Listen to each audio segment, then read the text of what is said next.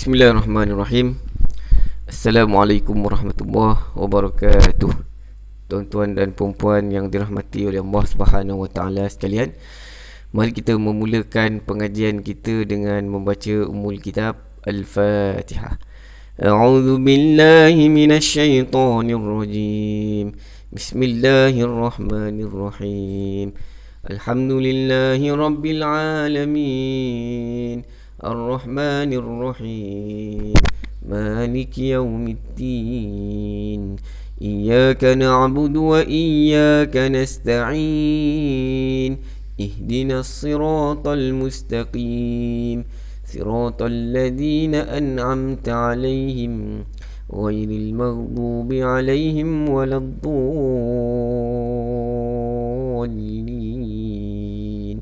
آمين. Bismillahirrahmanirrahim. Alhamdulillah, wassalatu wassalamu ala Rasulillah wa ala alihi wa ashabihi wa mawalah, amma ba'd. Alhamdulillah, tuan-tuan dan puan-puan, kita bersyukur kepada Allah Subhanahu wa taala kerana Allah Subhanahu wa taala masih lagi memberi kita dorongan dan kekuatan untuk menyambung usaha memahami bahasa Arab Al-Quran ini. Mudah-mudahan usaha kita Allah permudahkan dan Allah kurniakan ganjaran yang besar di sisinya, insya-Allah. Hari ini kita sambung pengajian kita pada surah Yasin ayat yang ke-20. Mari kita bacakan dahulu ayatnya beramai-ramai. A'udzu billahi minasy syaithanir rajim. Bismillahirrahmanirrahim. وجاء من أقصى المدينة رجل يسعى قال يا قوم اتبعوا المرسلين. Terjemahannya, dan datanglah dari ujung kota seorang laki-laki dengan bergegas-gegas.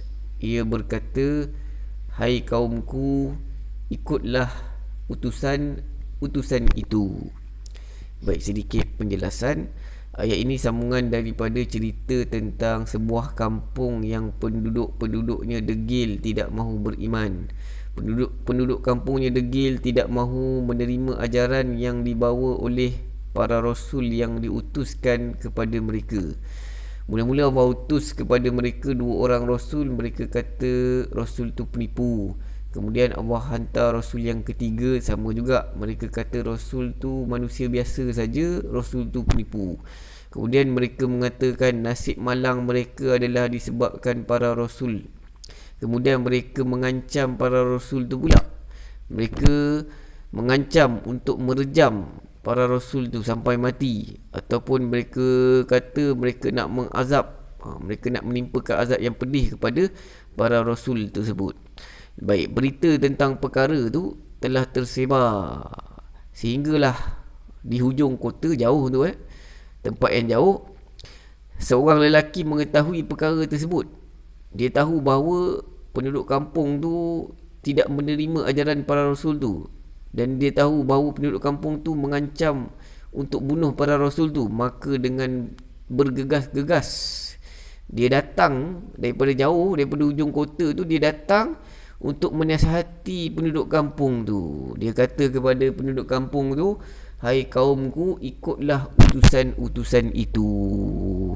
Baik, lelaki ni dari jauh dia datang semata-mata nak menasihati kaumnya. Dari jauh dia datang dalam keadaan bergegas-gegas. Baik, bila seseorang datang bergegas-gegas, itu menunjukkan bahawa dia menganggap perkara itu penting.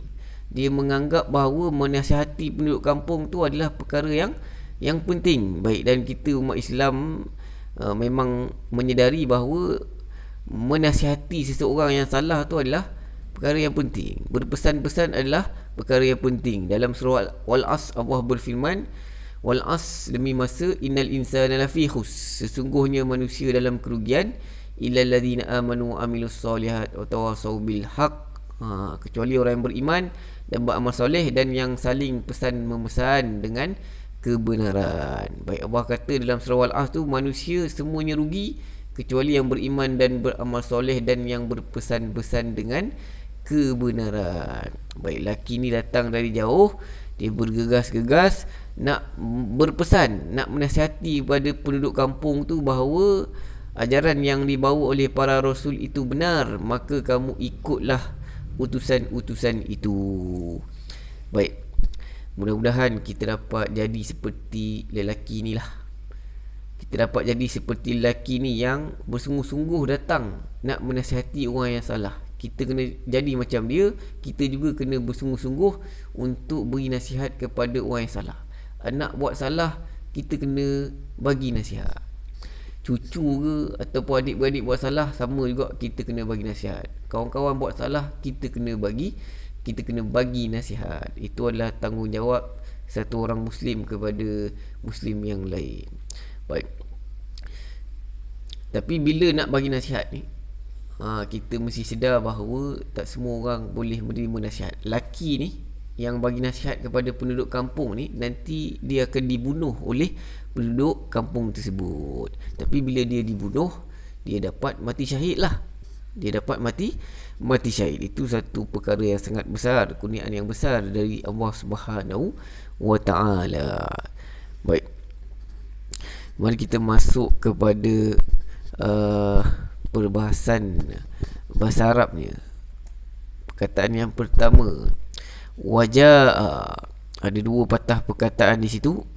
Perkataan yang pertama wa dan kemudian jaa, terjemahannya dia telah datang. Baik, ulang lagi sekali, wa dan kemudian jaa, terjemahannya dia telah datang. Baik, wa dan tu haraf ataf, orang Melayu panggil haraf penyambung cerita. Kemudian jaa fi'il madi. Mari kita ulang kaji sikit. Madi ni ialah perbuatan yang ada telah. Fi'il ni pula perbuatan yang ada ganti nama diri tersembunyi. Baik, kita semua tahu bahawa dia dalam bahasa Arab sebenarnya huwa. Dia dalam bahasa Arab sebenarnya huwa ataupun hu. Baik, tapi kat sini dia ni kena disembunyikan sebab dia pelaku. Ganti nama diri, kalau jadi pelaku kena tersembunyi dan kena letak tanda. Tandanya ialah dekat hujung fi'il madi tu, hujungnya baris atas. Orang Arab kata fi'il madi kalau hujung baris atas tak ada tambah huruf lain, itu ialah tanda ganti nama diri dia. Dia kat sini merujuk kepada seorang lelaki yang datang dari hujung kota untuk menasihati penduduk kampung tu. Baik, dia kat sini lelaki. Kalau dia perempuan, kita kena kata ja'at. Kat sini dia lelaki, tak ada tambah apa-apa. Baik, seterusnya min. Terjemahannya dari. Ini adalah haraf jar. Orang Melayu panggil haraf baris bawah. Baik, kita selalu jumpa min ni. Contoh dalam Quran, min syarril waswasil khannas. Min syarri, kalau saya baca min syarru, salah. Saya mesti baca min syarri. Syarri mesti baris bawah. Baik, mari tengok dalam ayat tadi. Allah berfirman, waja'a min aqsal madinati. Baik, kat situ selepas min kalimat aqsa, hujung aqsa tu huruf ya. Ya tu sepatutnya baris bawah ya. Sepatutnya ya tu kena baris bawah. Tapi ya tu huruf sakit. Huruf sakit ni tidak boleh berubah baris. Baik, dia terkecuali lah. Kat situ sepatutnya selepas min kena baris bawah, tapi kat sini ya ni huruf sakit, jadi tak boleh letak baris. Baik, seterusnya kalimat yang berikutnya, aqsal madinati. Terjemahannya hujung kota ataupun bandar. Baik, mari kita lihat jenis perkataan ni. Perkataan yang pertama, aqsa. Aqsa tu isim. Kalau tengok terjemahan, hujung ni tempat, hujung ni lokasi.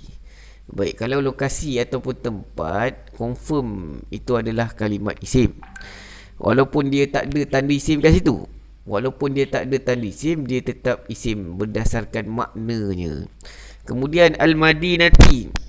Al-madinati, bandar ataupun kota, itu adalah kalimat isim dan ada tanda isim kat situ. Ada tanda isim, iaitu alif lam dan hujungnya baris bawah. Baik, alif lam tu tanda isim tu spesifik, hujung tu baris bawah sebab apa?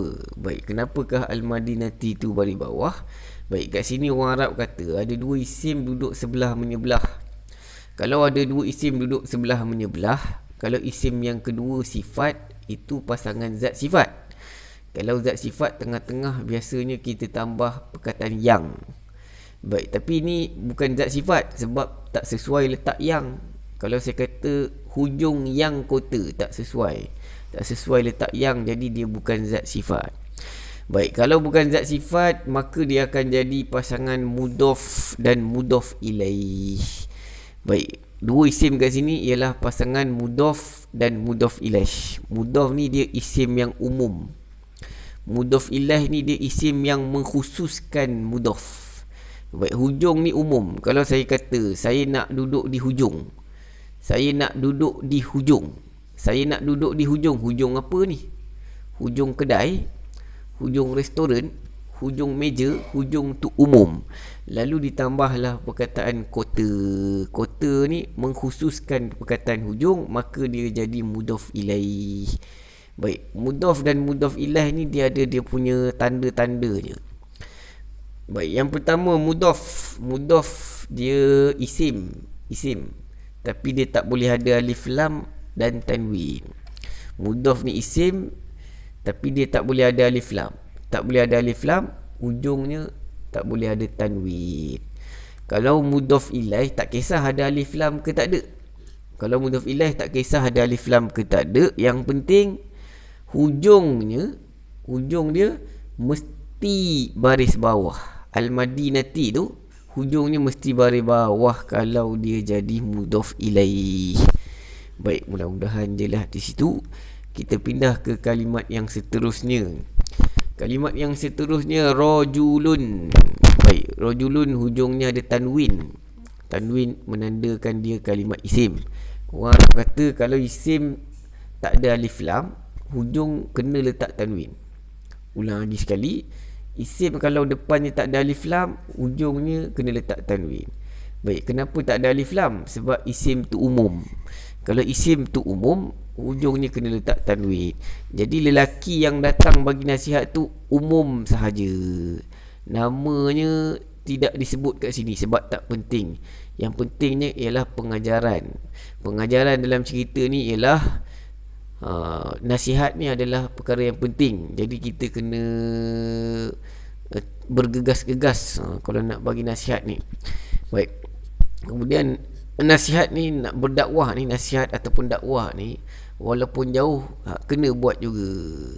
Baik, ada orang berdakwah sehingga ke Eropah, sehingga ke India, ada yang masuk ke hutan di Sabah tu. Baik, itu adalah perkara yang mesti dibuat oleh sebahagian manusia. Dakwah ni dia adalah kerja semua orang sebenarnya. Baik, mudah-mudahan kita termasuk dalam kalangan orang-orang yang sentiasa berdakwah, sentiasa menasihati orang lain, insya-Allah. Baik, balik kembali kepada perbahasan bahasa Arabnya. Baik, perkataan rajulun tadi hujungnya tanwin. Tanwin tu tanda isim. Baik, tanwin tu baris depan. Kenapakah dia berbaris depan di situ? Baik, rajulun tu dalam ayat itu dia berbaris depan sebab dia adalah pelaku. Baik, mari tengok ayat tadi. Allah berfirman, waja'a min aqsal madinati rajulun. Terjemahannya, telah datang dari hujung kota seorang lelaki. Baik, kat sini seorang lelaki ni telah datang. Seorang lelaki kat sini yang telah datang, dia pelaku, dia yang datang, maka dia kena baris depan. Baik, ulang lagi sekali. Allah berfirman, terjemahannya, telah datang dari hujung kota seorang lelaki. Baik, kat sini ayat ni ada perbuatan, iaitu telah datang. Yang telah datang akan jadi pelaku. Baik, kat sini yang telah datang tu lelaki, jadi lelaki tu pelaku. Pelaku dalam bahasa Arab fa'il. Fa'il dalam bahasa Arab ada tanda. Tandanya ialah hujung baris depan. Baik, jadi hujung rajulun ni berbaris depan sebab dia adalah pelaku. Kalau saya kata Rashid makan nasi, Rashid yang makan, Rashid pelaku, maka saya kena letak bayi depan. Tapi kalau saya kata saya tumbuk Rashid, kat situ Rashid ditumbuk. Kalau ditumbuk bukan pelaku, jadi tak boleh baris depan. Kalau saya kata emak masak nasi, emak pelaku, kena baris depan. Tapi kalau saya kata saya sayang emak, kat situ emak disayangi. Kalau disayangi bukan pelaku. Kalau bukan pelaku, tak boleh letak bayi depan. Baik, seterusnya, mari kita ulang kaji sikit tentang pelaku ni. Baik, mari kita tengok contoh pelaku dalam ayat Al-Quran dalam surah yang lain. Allah Subhanahu Wa Taala berfirman, "Idza jaa nasrullahi wal fath." Baik, perkataan nasru, nasru kat situ ujungnya bayi depan. Kalau bayi depan bermakna dia akan jadi, barangkali dia pelaku kat situ. Mari tengok dalam ayat tu. Allah berfirman, terjemahannya, apabila telah datang pertolongan Allah dan kemenangan. Baik, kat sini telah datang ni perbuatan, fi'il. Kalau ada fi'il mesti ada fa'il. Kalau ada fi'il mesti ada fa'il. Kalau ada perbuatan mesti ada pelakunya. Baik, kat sini datang ni perbuatan. Yang datang tu siapa? Adakah Allah yang datang? Baik, kat sini bukan Allah yang datang. Yang datang kat sini pertolongan dan kemenangan. Baik, kat sini yang datang pertolongan dan kemenangan ni dia adalah pelaku. Orang Arab panggil fa'il. Fa'il kena letak tanda. Tanda fa'il ialah hujungnya kena baris depan. Baik, Al-Fathu pun sama, hujung dia baris depan. Baik, mari tengok contoh yang lain. Allah berfirman, Alam tara kaifa fa'ala rabbuka bi ashabil fil. Baik, perhatikan perkataan yang berbaris depan dalam ayat tu, iaitu perkataan Rabbu. Kita semua dah tahu Rabbu maknanya Tuhan. Tapi perkataan Tuhan ni kadang-kadang kita baca Rabbah, Rabbana, kadang-kadang kita baca Rabbi, Alhamdulillahi Rabbil Alamin. Baik, tapi kat sini baris depan. Kenapa dia baris depan? Dia baris depan tu kerana dia pelaku. Baik, mari kita tengok dalam ayat. Allah berfirman, apakah kamu tidak memperhatikan bagaimana Tuhanmu telah bertindak terhadap tentera bergajah? Baik, kat sini telah bertindak ni perbuatan. Orang Arab panggil fi'il. Baik, telah bertindak ni daripada perkataan fa'ala. Fa'ala ni terjemahannya telah bertindak. Siapa yang telah bertindak tu? Baik, yang telah bertindak tu adakah tentera ataupun Tuhan? Baik, kat sini orang Arab kata pelaku mesti baris depan. Kalau tentera bergajah tu yang bertindak, maka tentera bergajah tu kena baris depan. Tapi kat sini bukan tentera bergajah tu yang bertindak. Yang bertindak kat sini ialah Tuhan. Tuhan kat sini pelaku. Orang Arab panggil fa'il. Fa'il kena letak tanda. Tandanya ialah hujung kena letak baris depan. Baik, kat sini fa'ala ni fi'il, Rabbu ni fa'il. Baik, kalau bahasa Melayu kita sebut Tuhan dulu, baru telah bertindak. Kalau orang Arab dia sebut telah bertindak, baru sebut Tuhan. Baik, sama macam atas ni. Kalau dalam bahasa Arab, kalau dalam bahasa Melayu, kat sini terjemahannya sama kan, Ja'a telah datang, Nasru ni pertolongan. Baik, kadang-kadang terjemahannya terbalik. Baik, kadang-kadang biasanya dalam bahasa Arab, orang Arab akan sebut perbuatan dulu. Orang Arab akan sebut perbuatan, baru pelakunya. Tapi bahasa Melayu biasanya, orang Melayu biasa sebut pelaku, baru perbuatannya. Kalau bahasa Arab terbalik. Baik, mari kita tengok contoh pelaku yang lain. Baik, dalam Al-Quran Allah berfirman, Yauma idzi yasdurun nasu ashtatan liyuraw a'malahum. Baik, ada dua perkataan yang baik depan. Yang pertama an-nasu, yang kedua yasduru. Baik, kita nak cari pelaku. Kita nak cari isim, kata nama yang berfungsi sebagai pelaku. Kalau yasduru ni bukan isim, kita nak cari isim, kata nama yang berfungsi sebagai pelaku kan. Kalau yasduru ni fi'il mudhari', Fi'il mudhari' hujungnya memang kena baris depan. Baik, sekarang kita nak cari isim yang hujungnya baris depan, iaitu an-nasu. An-nas kita selalu baca qul a'udzu birabbin nas. Nas tu maksudnya manusia. Manusia dalam ayat ni baris depan bermakna dia adalah pelaku. Baik, mari tengok dalam ayat terjemahannya betul tak dia pelaku. Allah berfirman terjemahannya, pada hari itu manusia keluar dari kuburnya dalam keadaan bermacam-macam, supaya diperlihatkan kepada mereka balasan pekerjaan mereka. Baik, tengok di situ perkataan an-nas. Kita semua dah tahu an-nas ni maksudnya manusia. Tapi kenapa an-nas tu baris depan di hujung? Baik, an-nas tu di hujungnya baris depan sebab dia adalah pelaku. Kat sini keluar ni perbuatan. Manusia yang keluar. Manusia adalah pelaku. Jadi dia kena baris depan dekat ujungnya. Baik, mudah-mudahan jelas di situ. Mari tengok contoh yang lain. Allah Subhanahu Wa Taala berfirman. Baik, dalam ayat tu ada banyak isim yang baris depan. Tapi tengok yang Al-Anharu. Al-Anharu hujungnya baris depan. Al-Anharu ni maksudnya sungai-sungai.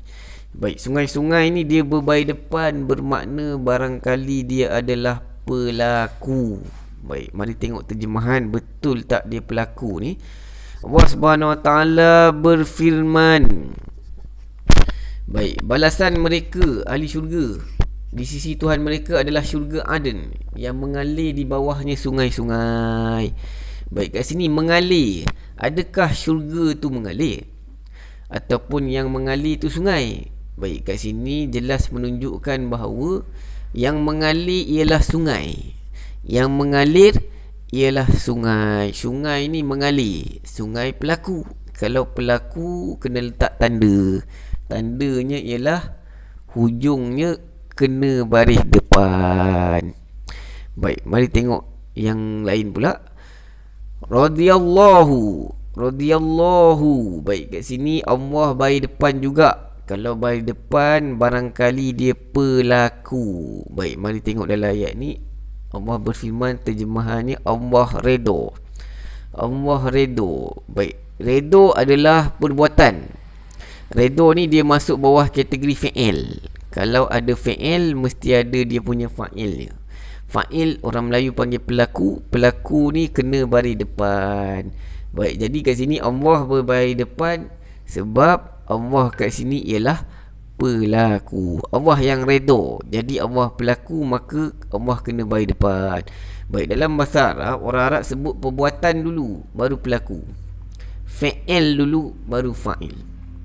Kalau bahasa Melayu kita sebut Allah dulu kan, pelaku dulu baru perbuatannya. Dalam bahasa Arab dia terbalik. Baik, tapi terbalik macam mana kita boleh kesan, kita boleh faham makna ayat tu berdasarkan baris hujung. Baik, mari tengok contoh yang lain. Allah Subhanahu Wa Taala berfirman terjemahannya, dan sesungguhnya akhirat adalah lebih baik bagimu daripada yang sekarang, dan kelak Tuhanmu pasti memberikan kurnianya kepadamu, lalu hati kamu menjadi puas. Baik, tengok kat situ perkataan Rabbu. Baik, tengok perkataan Rabbu. Rabbu kat situ hujungnya baris depan kan. Baik, al-akhiratu pun baris depan, khairun pun baris depan. Baik, orang Arab kata isim baris depan ni ada beberapa sebab. Tapi kita tak nak cerita semua sebab tu. Hari ni kita nak cerita yang pelaku. Baik, pelaku isim baris depan antara sebabnya ialah kerana dia pelaku. Orang Arab panggil fa'il. Baik, kat sini Rabbu Tuhan ni dia berbaris depan sebab dia pelaku. Betulkah dia pelaku? Mari tengok terjemahan. Allah berfirman terjemahannya, dan kelak Tuhanmu pasti memberikan kurnia. Pasti memberikan. Memberikan ialah perbuatan. Siapa yang memberi tu? Yang memberi kat sini ialah Tuhan. Jadi Tuhan kat sini pelaku. Tuhan yang bagi, Tuhan yang beri, Tuhan pelaku. Kalau pelaku maka hujungnya kena baris depan. Baik, mudah-mudahan jelas di situ. Mari kita kembali ke surah Yasin tadi. Perkataan yang berikutnya yas'a. Baik, yas'a terjemahannya dia tergesa-gesa. Ini adalah fi'il mudhari'. Baik, mari kita ulang kaji sekali pintas. Mudhari' ialah perbuatan yang sedang berlaku. Mudhari' ni perbuatan yang sedang berlaku, tak ada telah. Fi'il tu pula ialah perbuatan yang ada ganti nama diri tersembunyi. Baik, kita semua tahu dalam bahasa Arab dia huwa ataupun hu. Baik, dia dalam bahasa Arab huwa ataupun hu. Baik, orang Arab kata ganti nama diri dekat dalam fi'il, ganti nama diri yang dekat fi'il kena tersembunyi. Tak boleh sebut, tak perlu sebut. Baik, dia kat situ tersembunyi tapi ada tanda. Tandanya ialah huruf ya. Baik, ya dekat depan ni bukan huruf asal dia. Ya ni penambahan. Ya ni ditambah dekat dalam perkataan ini sebagai tanda untuk menandakan bahawa perkataan ni ialah fi'il mudhari'. Dalam masa yang sama, ya ni tanda ganti nama diri dia. Baik, ulang lagi sekali. Perkataan ni ada tambahan huruf ya.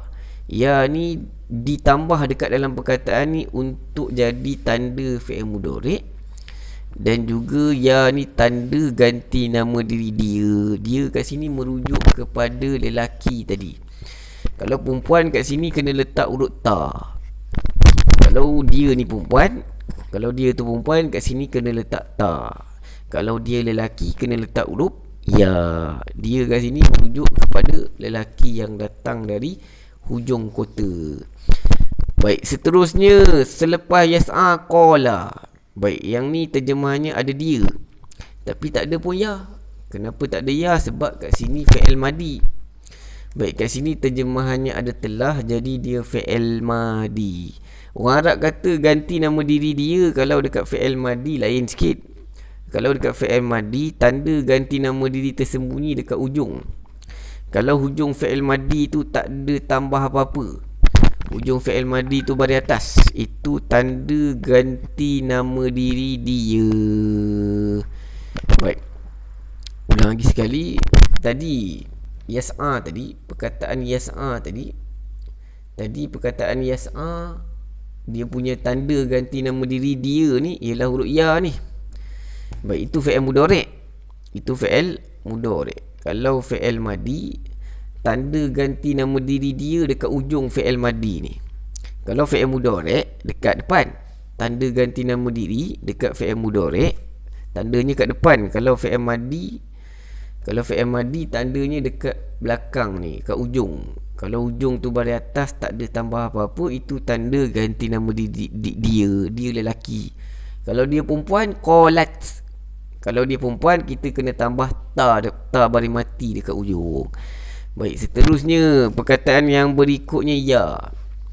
Terjemahannya wahai. Baik, ini adalah haraf seru. Kita selalu baca dalam selawat. Ya Rasulullah, wahai utusan Allah. Ya Habiballah, wahai kekasih Allah. Salamun alaik, selamat sejahtera ke atas engkau. Baik, lagi sekali ya. Terjemahannya ialah wahai. Dia adalah haraf seru. Kalau nak seru orang, kalau bahasa Melayu, orang Melayu panggil woi. Orang Melayu panggil woi, orang Arab panggil ya.